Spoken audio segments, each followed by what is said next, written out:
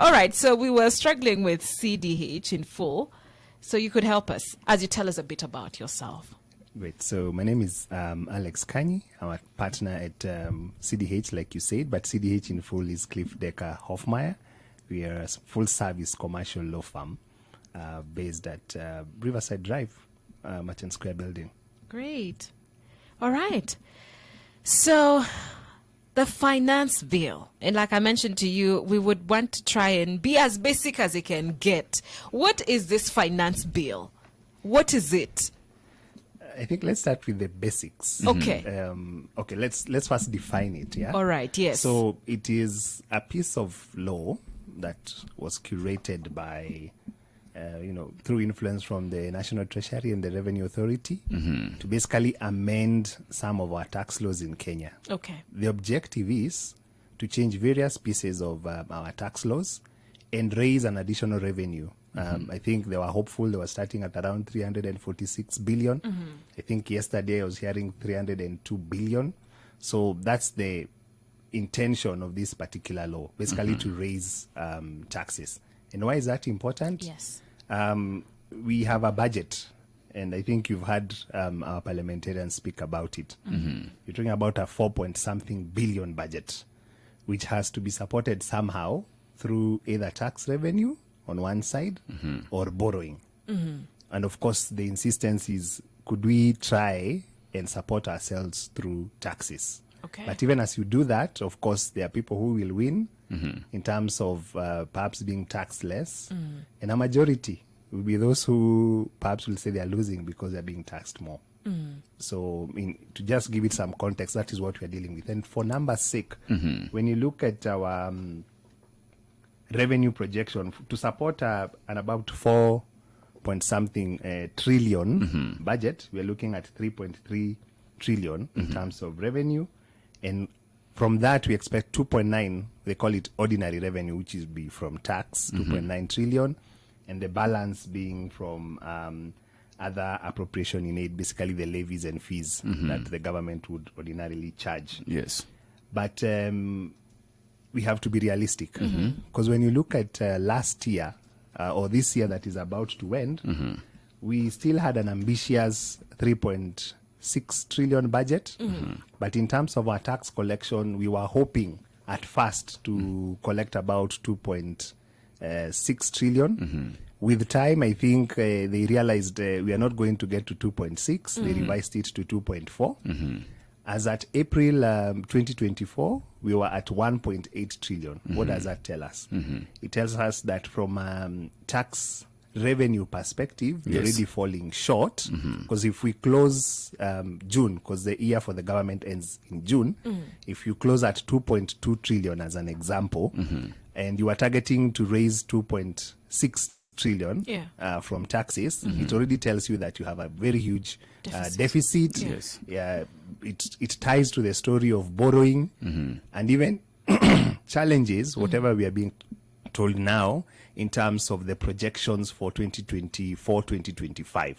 If you're saying you're going to collect 2.9 trillion, yet the previous year you've done about 2.2 trillion, what is it that you're not telling us? And even if you say the finance bill will raise 300 billion, so you take your 2.2, assuming nothing falls off from last year, you add your 300 billion, so you end at 2.5 billion, 2.5 trillion. So basically, again, you get a deficit, and you already, in your budget, you're already saying you cannot raise enough, even from loans as it is, to finance that particular budget. So even as we consider the finance side, I think the budget side is where we have a very, very big problem. Yeah. Because unless we change that, we're going to be pushed to find a way to finance that ambitious 4-point-something trillion budget. And do we have the place of amending the budget? What I see is that at some point then the MPs will be debating what they call the Appropriations Bill. And this is where they set out how much goes to what. Yes. And basically agree. So there's already a report that was submitted by Honorable Ndindi Nyoro, who's in charge of the budget committee. And basically there seems to be an understanding of what the budget should have.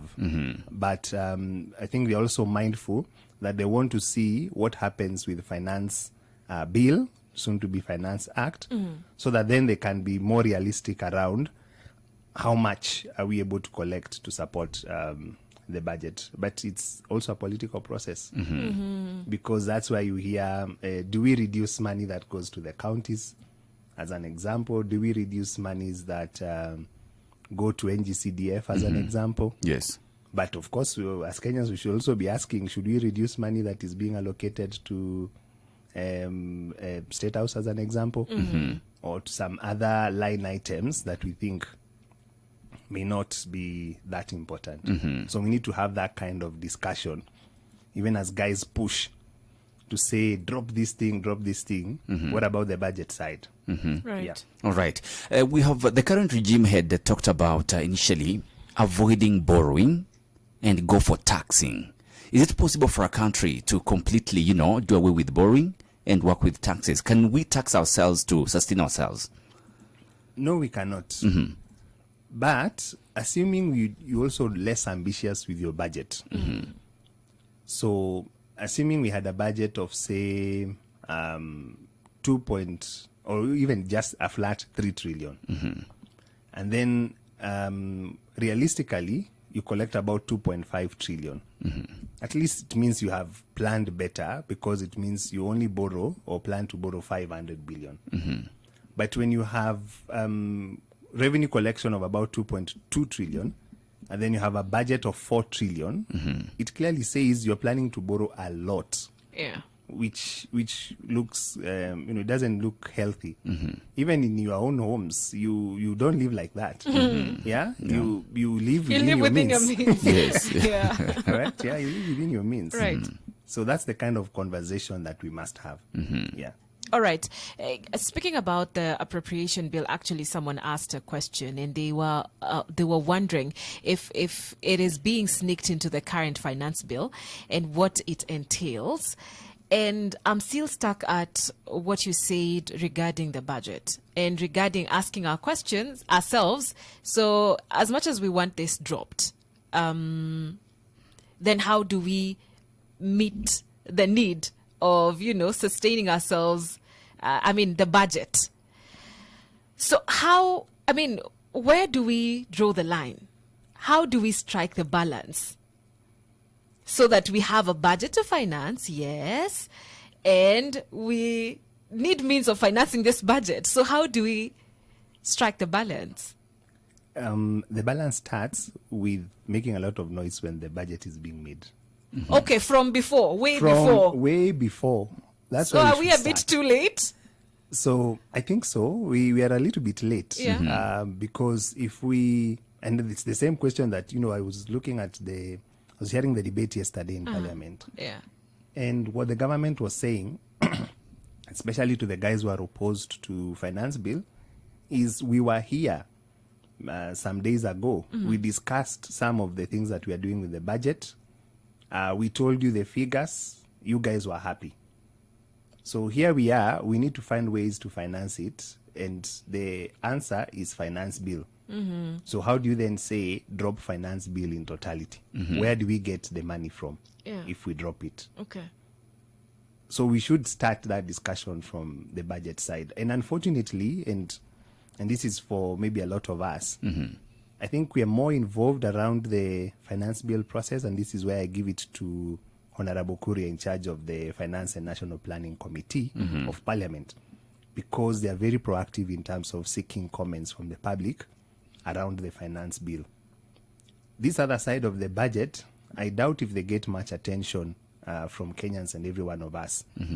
And they have actually room to improve, because they need to call us to participate in that process better, so that then we are more involved around the budget, so that when the finance bill is coming on the other side, we are like, I was involved in the budget process. I'm happy with it. So when you talk to me about tax, maybe I should be more relaxed in terms of what I say it's good or not good. Yeah. All right. So then where does that, should I say, leave the Mwananchi? Because if, like you said, the people are not involved as much in the budgeting process. But then here we are, and you need these people to finance the budget. So where does that leave the Mwananchi? Is it what we are seeing now on the streets? Is that all that we... No, that's part of it. Okay. That's part of it, because people are also saying it can never be too late. Yeah? So if people are raising their voices to say we cannot take on more taxes, then it is a call also to the government to look on the budget side and say, fine, we may have said we are looking to a 4-point-something trillion budget, but we have to be realistic, and we've had you, Mwananchi, in terms of what you're saying, Okay. and have therefore reduced the budget to be closer to what we are getting in terms of revenue. I think that's the only way. But saying drop finance bill in totality, Yes. maybe not. It's unlikely to happen. To be honest. Okay, would you? Is it possible for you to share with us maybe what should we expect just in case the finance bill passes, or if it's dropped? Because we have from different quarters we have that opposition to the finance bill. Now, what would happen if this finance bill is passed? What should the common Mwananchi expect, maybe to on his bank account or in his pocket? What's the end game? I think it's a mixed bag, depending on what industry you are in. And what basically you do and what the government is trying to target. Yeah. Yes. So from an income tax side, they have, this particular finance bill has 65 changes to tax laws. We cannot even exhaust all of it. 65. Yeah, 65. Wow. 65 changes. Yeah. Yeah. So for the employees, there's something to smile about in terms of if, for example, you're contributing to some pension scheme. And you want to get out of the pension scheme after some time, there's some incentive there to make sure you don't suffer tax as it is. To your per diem, they want to retain it at 2,000 per day, depending on whether you work out of your station of work. What else? Multinationals, there's something they call the advanced pricing agreements, where you're able to agree the way you do your business with the Revenue Authority in advance, so that they don't come and raise audits at the same time, so which is also a good thing. To VAT, the current threshold for someone to register to issue an invoice with VAT is 5 million. Yes. But they want to increase that threshold to 8 million. So those are some of the positive things that we're able to see. There are some other negative things within it, depending on how you look at them. Yes. There is the data protection angle, which everyone is complaining about, and I think this touches everyone. The Revenue Authority basically, or the law seeking to allow the Revenue Authority unfettered access to data, and it could be anything. It could be your chama, and to some people, I've told them it could be your Airbnb. Yes. Yeah. And people are worried that what is KRA doing with this information? Yet they actually don't need it for purposes of revenue collection, and they already have enough powers within existing laws. So there is that as well. There is the eTIMS, Electronic Tax Invoice Management System, where they want to put a penalty of 2 million per month if you fail to integrate your systems with eTIMS and issue eTIMS compliant invoices. 2 million per month. And you can imagine eTIMS is for anybody, including the mamamboga. Yeah. Yes. Because if, for example, this organization was to buy some, even call it fruits, for the team, and then they get a receipt from the mamamboga, you can then use that receipt, which is eTIMS compliant, and claim it as an expense when the organization is doing its own tax computation. But if you don't get that eTIMS invoice, it basically means that if you buy from someone, or even you call someone to fix a tap here because it is leaking and they don't give you that invoice, then you can't claim that as an expense. But on the other side, you're also doing a 2 million penalty. How will that mamamboga or the plumber, for example, be able to afford that? So there are some things, of course, which are on the negative side. If you're into manufacturing, again, depends on what you're doing. Yes. But you see already, in fact, if you're importing things, you have your import declaration fee being increased. You have the eco levy, depending on whatever industry you are in. And this is where we discuss diapers and all stuff. Yes. You have your export and investment promotion levy, again, something targeting to raise more money from you. You have excise duty, depending on what you manufacture.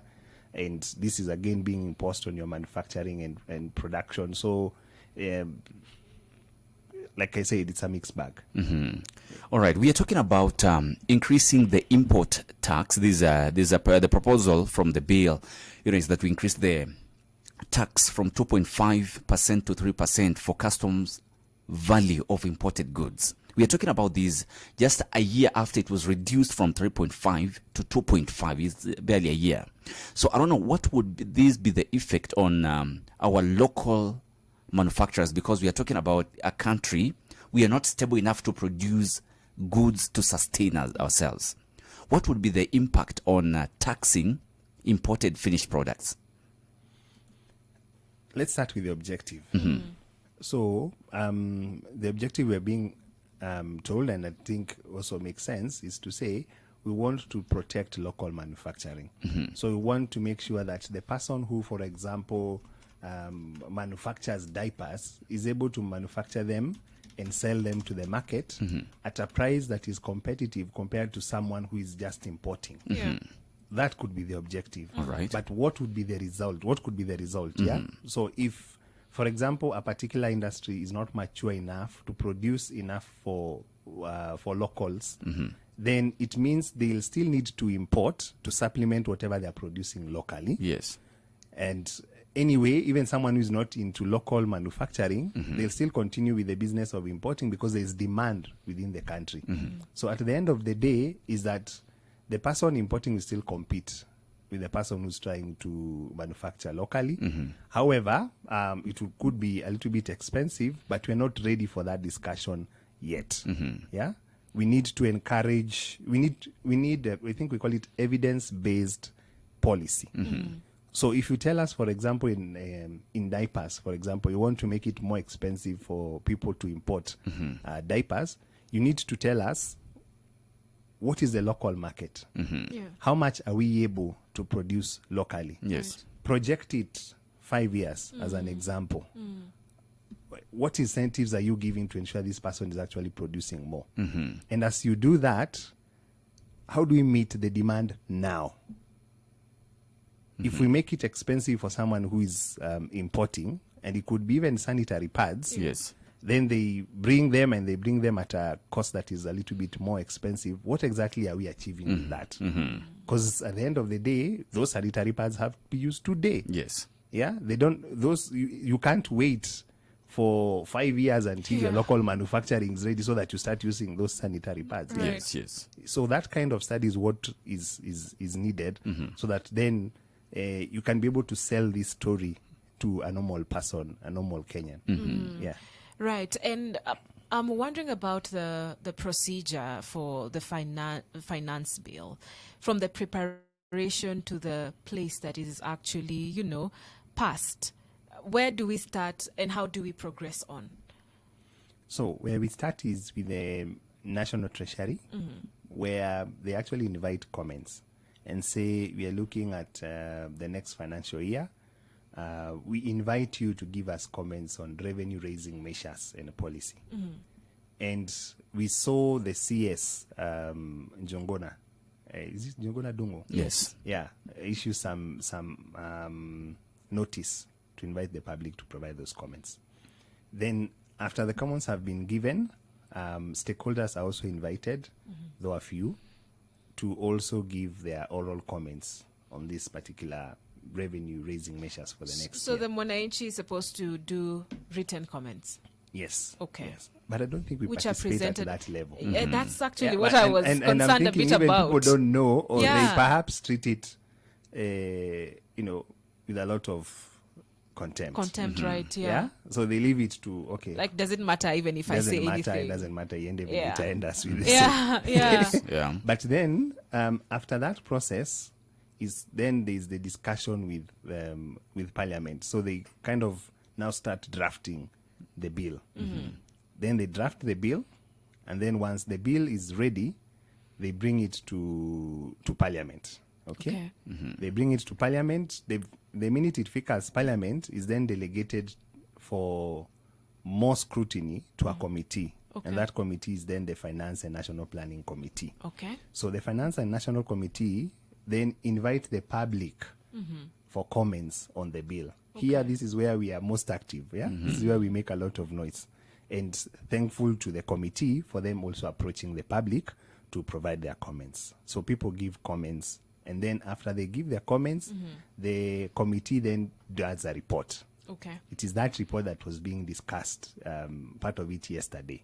Yeah, and it will continue even to today in terms of that report and what they are suggesting to become the final bill for approval. Okay.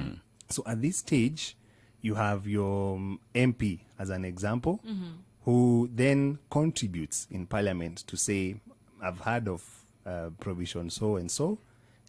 Could you amend it to say X or Y? All right. Or, depending on what side they are of the government, they say we are for it, or the others will be saying we don't like it.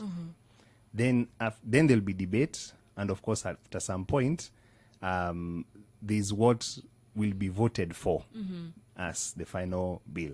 And then after the bill, it goes to the president for assent. After the assent, be sure that this process has to end by 30th of June. So if today is Today is 20th. So we have Today's 10 20th. days. So this thing has to end in 10 days because you have provisions within the finance bill which take effect on the 1st of July. Yeah. So expect that by 30th, this thing is going to the president to be signed. And on the 1st of July, you already have provisions. In fact, you no longer call it a bill from 1st of July because it is the Finance Act. And there, you are only left to perhaps challenging whatever you're not happy with in court. Okay. Yeah. All right. Let's say if the members of Parliament vote against the bill, where does that leave the president?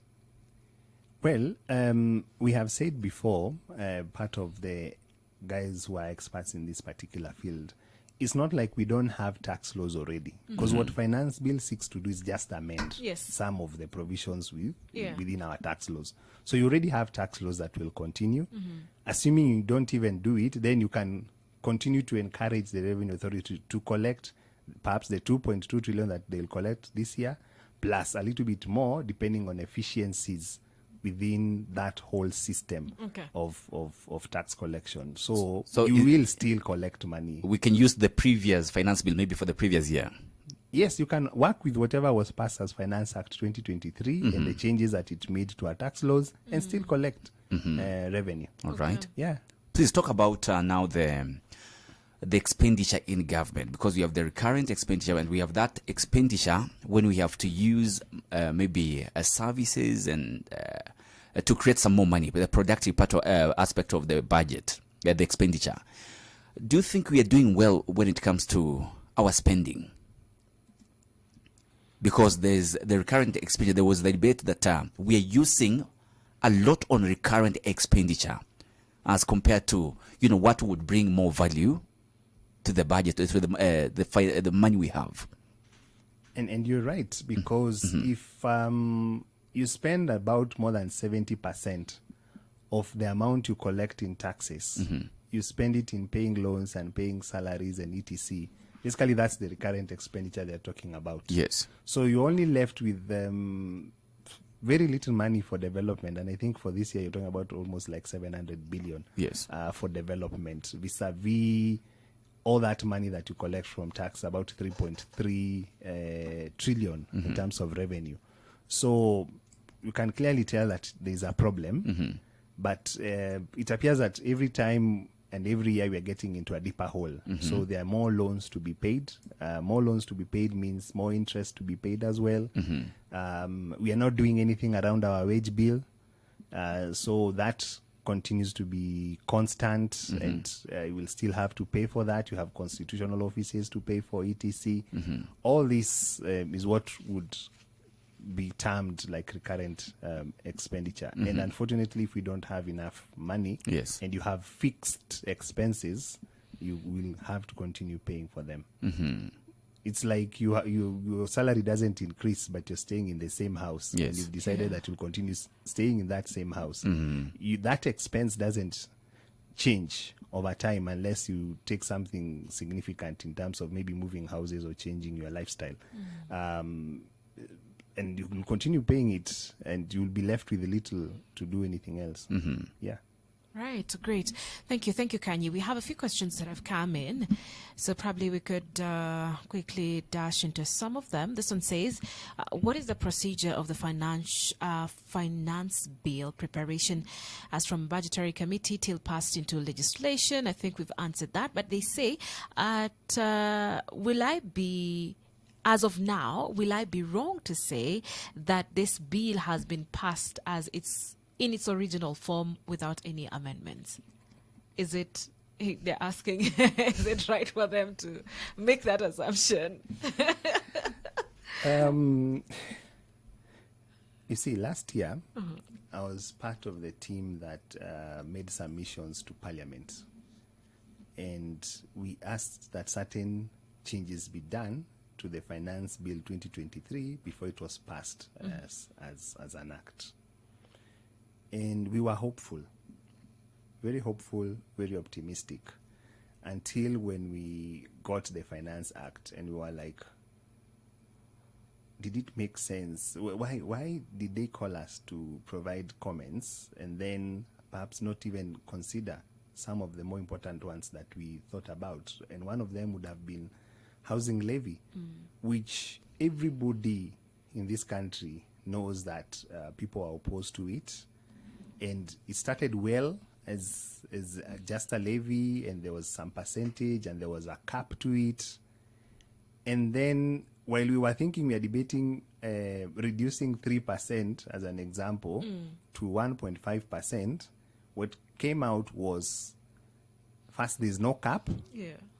And two, if you do not get a house, there is no refund, there is no interest. It was like the opposite of whatever was being discussed in Parliament. So this year, I think there's a little bit of hope. And I'm saying that because we have seen what the bill provides, and we have seen the report that was being presented in Parliament. Basically, there are some concessions there to say, fine, perhaps we won't put VAT on your bread, we are sorry. We will not do some other things there. We will change here and there to just accommodate some of the views that were given.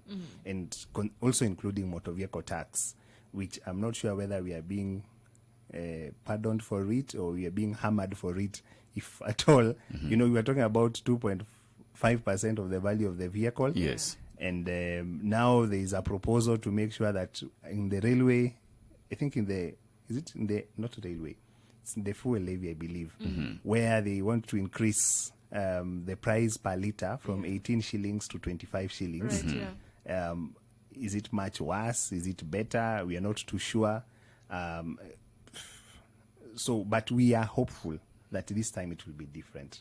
So perhaps it won't pass, to your question, as it was. Okay. But Wakili, I've had a few comments here and there, and people saying that maybe we should not be too quick to say that those items have been dropped. Are those comments anything to go by? Or when they say they have dropped some of those things, is it really true that they have been dropped, or do we eventually are going to see them somehow in the act? I encourage us, I think, and I've also posted on my LinkedIn page, we need to wait until this thing is finalized. We can only wait and see. We cannot celebrate now. We cannot celebrate now. We've been treated to surprises before. Yes. Including last year.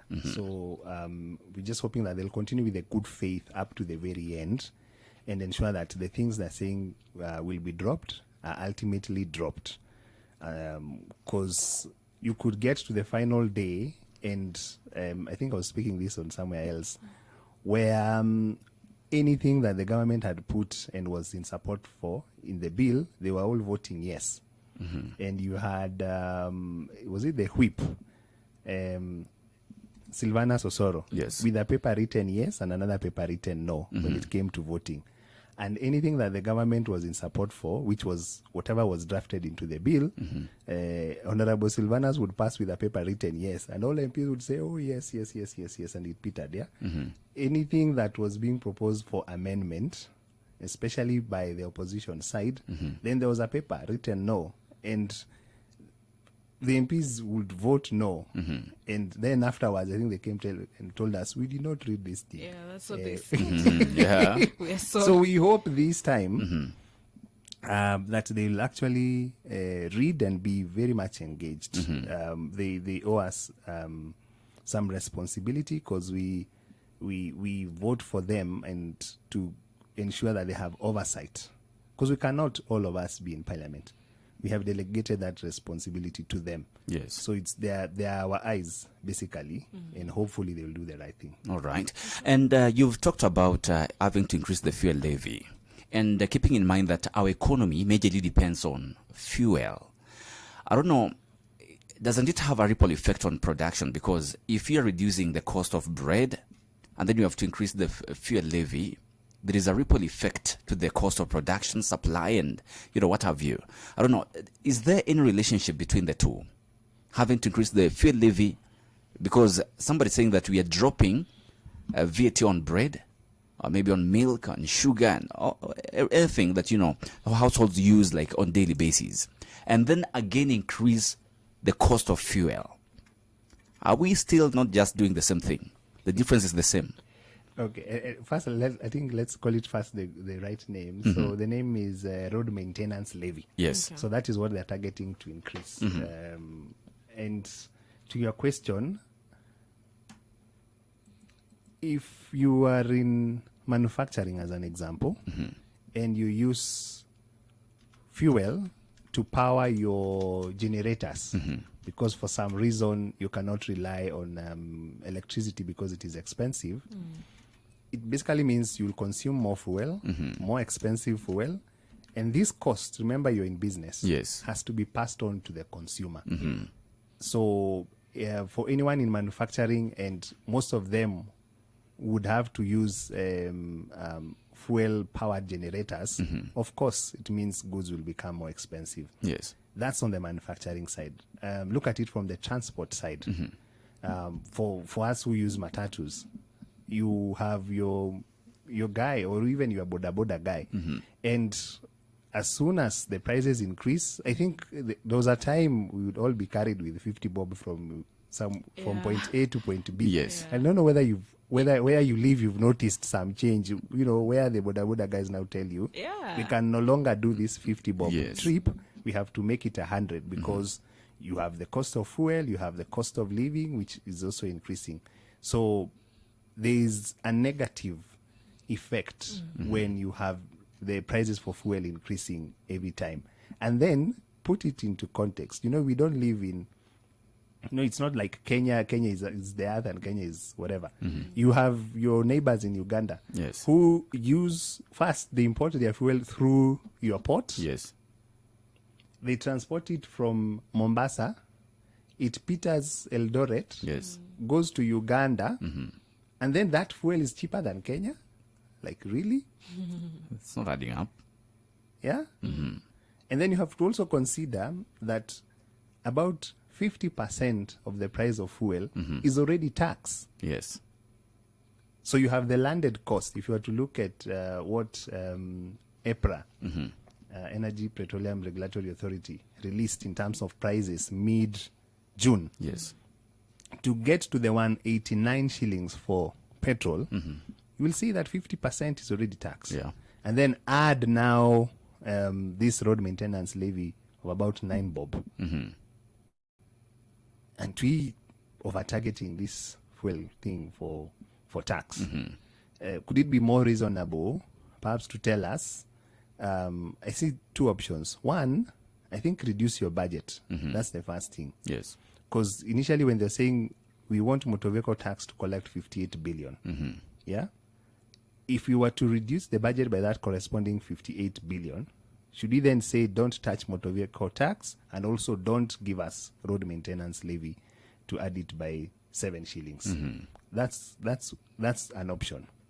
The other option is to say a mixed approach, collect perhaps more tax from somewhere else, and be more realistic with this road maintenance levy. Perhaps increase it by 1 shilling.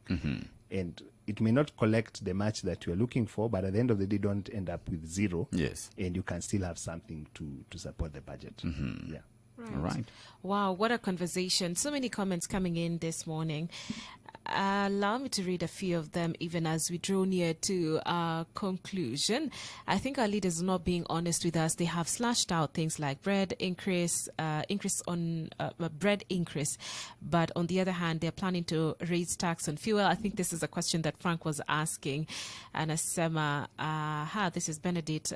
Thank you for your comment. But even some locally manufactured goods rely on imported raw materials. This means the cost of production will increase, which will in result increase the prices of produced goods. This is Ben again with another comment right there. Job, thank you for joining us right on our socials with a comment. So, Wakili, probably the question we should be asking ourselves, even as we hope to hear your last remarks, is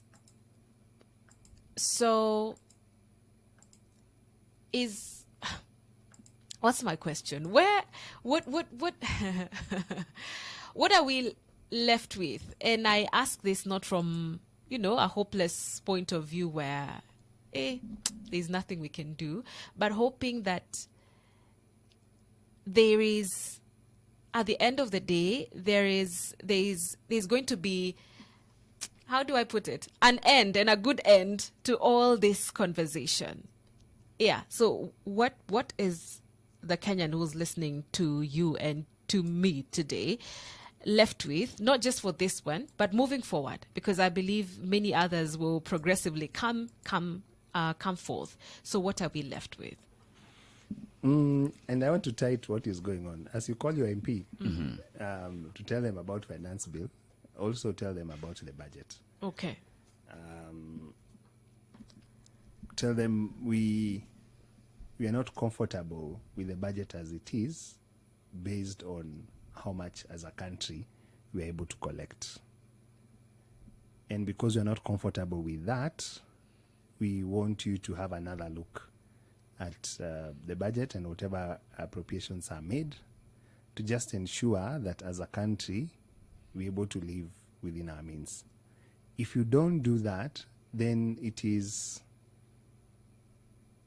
ironical to then come and tell us that you're fighting to make sure that we are not taxed. Because you can't approve expenditure on one side, and then on the other side you say you don't want us to be taxed. Okay.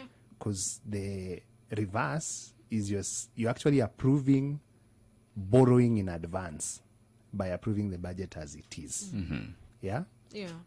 And if we can't do that, then all of us then have to tighten our belts. Basically ensure that we are prudent with our spending. We conserve cash, and whatever little we have, we just use it well. We reduce whatever we think is luxury, because we have to live in the context of this is where the country is. And so you have at a personal level to think, what is it that I can do to just ensure that I am living comfortably, even with the increased taxes. Right. Yeah. Well put. Frank, I hear that we have a big responsibility to call out our elected members of parliament, to be responsible and do the duty that we have actually elected them to work on. Absolutely. Right. As Kenyans, we keep saying, All right, that's a comment right there. Actually, several that we may not be able to go through right now. But thank you so much for your time. Wakili, any other final remark, or we are done for today? What are we expecting after today? So after today, we expect that once they continue with the debate on the finance bill, we expect, I think they said the voting will happen, is it next week, Tuesday? But today, I think that's when they are debating extensively. Okay. They'll stay perhaps until 9. The same may continue maybe up to tomorrow, and then the vote happening on Tuesday. So that's what we expect. So once the vote is done, it's just up to the president to down append his signature, and then it will be published as law, and then we leave with the law as it will be passed. Okay. All right. Thank you. Thank you, Wakili Alex Kanyi, helping us with the conversation, just to unpack the finance bill, to understand what it is and what is expected of us as Kenyans. Yeah. He is a tax expert with CDH. And that's it for today, Frank. Yeah, our time is gone. And as we wrap up, we will make our declaration like always. We're not relenting on this one. Yeah. Psalms chapter 73, verse 26 says, "My flesh and my heart may fail, but God is the strength of my heart and my portion forever." So Amen. God is our strength, even as a country. He Yes. is our portion forever. So tutakuwa sawa, sindio? Absolutely. We don't have an option. Yeah, Tutakuwa sawa. it is well. Mungu mbele kila saa. Amen. Kila kitu iko sawa. Amen. Amen. Amen. Have yourselves a lovely day. We'll see you tomorrow, same time and same place. My name is Sharon Aitore Wangenya. Favored Frank is my name. Bye bye. Hope FM, another quality service from Christ, is the Answer Ministry. Thursday Corporate Hub. Maybe a shout out to Listen and live on 93.3.